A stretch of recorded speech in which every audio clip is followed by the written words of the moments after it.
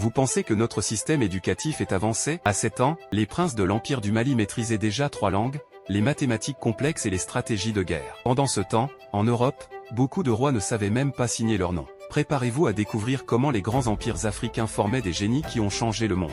Loin des salles de classe que nous connaissons, l'éducation dans les empires du Ghana, du Mali et du Songhai était un processus total, qui commençait dès le plus jeune âge. L'objectif n'était pas seulement de remplir les esprits de fait, mais de forger le caractère, le leadership et une profonde connexion avec sa communauté. Si ces histoires vous fascinent, abonnez-vous dès maintenant pour ne rien manquer de nos prochaines révélations. Au cœur de ces systèmes, on trouve 3 principes fondamentaux. Premièrement, l'apprentissage par l'action. Les jeunes n'étaient pas assis à des bureaux, ils apprenaient l'agriculture dans les champs, le commerce sur les marchés animés et la diplomatie en écoutant les conseils des anciens. L'expérience était la meilleure des professeurs. Deuxièmement, la transmission orale. Les griots, véritables bibliothèques vivantes, mémorisaient et récitaient des siècles d'histoire, de lois et de généalogie. Leur formation était incroyablement rigoureuse, assurant que la sagesse des ancêtres ne soit jamais perdue. C'était une éducation de la mémoire et de l'éloquence. Enfin, le troisième principe était la spécialisation.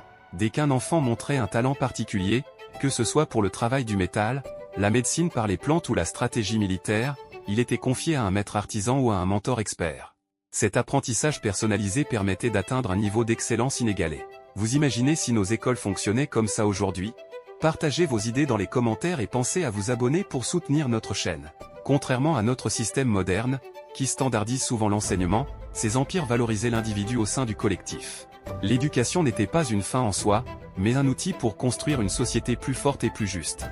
Les universités de Tombouctou, comme Sankoré, étaient des phares de savoir qui attiraient des étudiants du monde entier, bien avant Oxford ou la Sorbonne. C'est cette éducation holistique, qui mariait l'intellect, le corps et l'esprit, qui a permis de bâtir des civilisations incroyablement riches et avancées. C'est elle qui a formé des leaders comme Mansa Moussa, l'homme le plus riche de toute l'histoire. Les secrets de ces empires sont loin d'être tous révélés. Pour découvrir comment ils ont bâti leur immense richesse et leur pouvoir, abonnez-vous et activez la cloche. La prochaine vidéo pourrait bien changer votre vision de l'histoire.